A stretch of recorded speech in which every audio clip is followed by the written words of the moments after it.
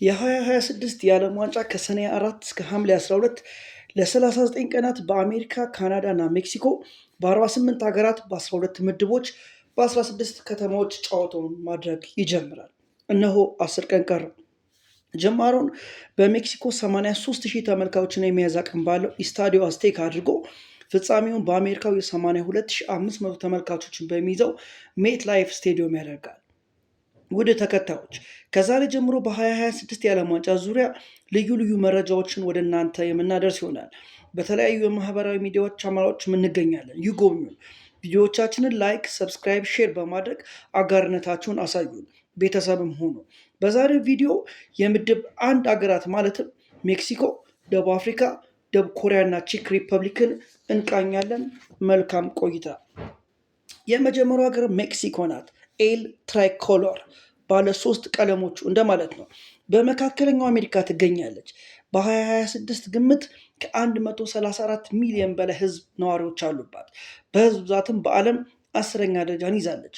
ዋና ከተማዋ ደግሞ ሜክሲኮ ሲቲ ነው። በዓለም ዋንጫ 18 ጊዜ ተሳትፋለች። ከ1994 ጀምሮ ደግሞ በተካሄዱት ሁሉም ውድድሮች ላይ እየተሳተፈች ትገኛለች። በ1970 እና 1986 የውድድሩ አዘጋጅ ነበረች። በወቅቱም በሁለቱም ጊዜያት የስድስተኛ ደረጃን ይዘው አጠናቀዋል። ይህም ከፍተኛ ውጤታቸው ነው። የቡድኑ አሰልጣኝ የ67 ዓመቱ ሃቪየር አጉዌር ናቸው። የሜክሲኮ ዜግነትም አላቸው። ቡድኑን ከ2024 ጀምሮ ማሰልጠን ጀምረዋል። የቡድኑ ምክትል አሰልጣኝ የቀድሞ ታዋቂው ተጫዋች ራፋኤል ማርኬዝ ነው። ለብሔራዊ ቡድኑ ብዙ ጨዋታዎችን ያደረገው አንድሬስ ጓርዳዶ ሲሆን እርሱም 180 ጨዋታዎችን አድርጓል። ብዙ ግብ ያስቆጠረው ተጫዋች ደግሞ ሃቪየር ሄርናንዴዝ ወይም ቺቻሬቶ ሲሆን 52 ግቦችን አስቆጥሯል። አሁን በብሔራዊ ቡድኑ ከሚጫወቱ ተጫዋቾች መካከል ራውል ሂሚኔዝ 44 ግቦችን በማስቆጠር አለሁ ቀረብኩ እያለ ይገኛል። በ2026 የዓለም ዋንጫ የመክፈቻ ጨዋታቸውን ከደቡብ አፍሪካ ጋር በማድረግ ይጀምራሉ። ምን ውጤት ያጋጠማቸው ይሆን? በቀጣይ የሚታየው ነው። በዚህ ምድብ ሁለተኛዋ ቡድን ደቡብ አፍሪካ ወይም ባፋና ባፋና ናቸው። በደቡብ አፍሪካ ክልል ትገኛለች። በ2024 በተደረገው የህዝብ ቆጠራ ግምት መሰረት ከ23 ሚሊዮን በላይ ህዝብ አላት። ፕሪቶሪያ፣ ኬፕታውን እና ብሉምፎንቴን የተባሉ ዋና ዋና ከተሞች አሉት። የ2010 የዓለም ዋንጫ አዘጋጅ እንደነበረችም የሚታወስ ነው።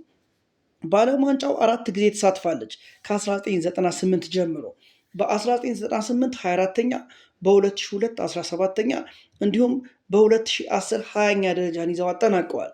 የቡድኑ አሰልጣኝ የ74 ዓመቱ ቤልጂየማዊው ሁጎ ብሩስ ናቸው። ቡድኑን ከ2021 ጀምሮ በማሰልጠን ላይ ይገኛሉ። ለብሔራዊ ቡድኑ ብዙ ጨዋታ ያደረገው አሮን ሞኳይና ሲሆን 107 ጨዋታዎችን አድርጓል። ብዙ ግብ ያስቆጠረው ተጫዋች ደግሞ ቤን ማካርቲ ነው። 31 ግቦችን ማስቆጠር ችሏል።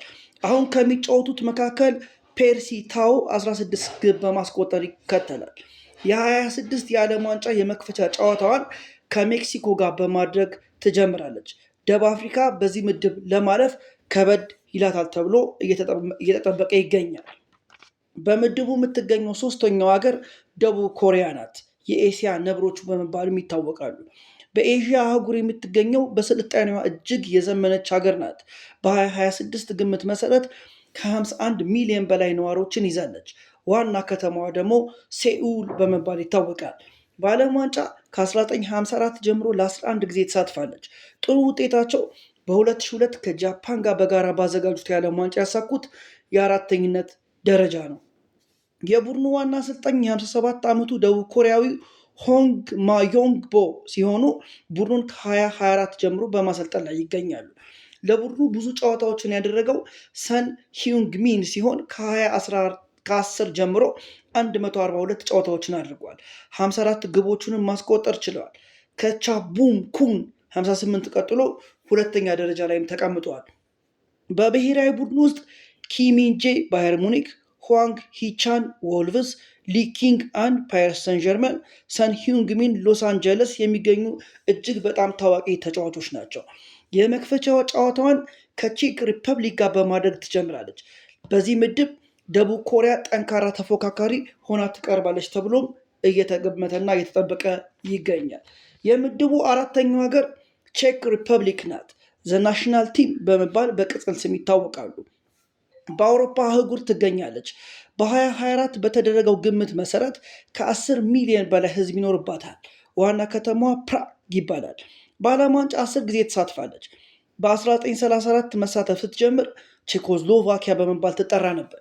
ከ2006 ጀምሮ ደግሞ ቼክ ሪፐብሊክ በመባል ትጠራለች። በ1962 በተካሄደው የዓለም ዋንጫ ሁለተኛ ደረጃን ይዘን አጠናቃለች። ይህም ከፍተኛ ውጤቷ ነው። የቡድኑ ዋና አሰልጣኝ የ74 ዓመቱ ቼክ ሪፐብሊካዊው ሚሮስላቭ ኩቤክ ናቸው። ቡድኑን ከ2025 ጀምሮ በማሰልጠን ላይ ይገኛሉ። ለብሔራዊ ቡድኑ ታዋቂው ግብ ጠባቂ ፒተር ቼክ 124 ጨዋታዎችን በማድረግ ቀዳሚ ሲሆን ያን ኮለር ደግሞ 55 ግቦችን በማስቆጠር አሁንም ድረስ እየመራ ነው። አሁን ከሚገኙት ተጫዋቾች መካከል ፓትሪክ ሼክ 25 ግቦችን በማስቆጠር በርቀት ላይ ይገኛል። የዌስትሃሙ ቶማስ ሱሼክ፣ የሊቨርኩሰኑ ፓትሪክ ሼክ ተጠባቂ ተጫዋቾች ናቸው። የ2026 የዓለም ዋንጫ የሆነውን የመጀመሪያ ጨዋታዋን ከደቡብ ኮሪያ ጋር በማድረግ ትጀምራለች። ከዚህ ምድብ ለማለፍ እድል አላቸው ተብለው ከሚጠቀሱት ቡድኖች መካከል አንደኛዋ ቼክ ሪፐብሊክ ናት። የምድብ አንድ ቡድኖች እነዚህ ናቸው። ምን ያጋጥማቸዋል በቀጣይ የሚታይ ነው። ይህንን ቪዲዮ ሰብስክራይብ፣ ላይክ፣ ሼር በማድረግ ቤተሰብ ሁኑ።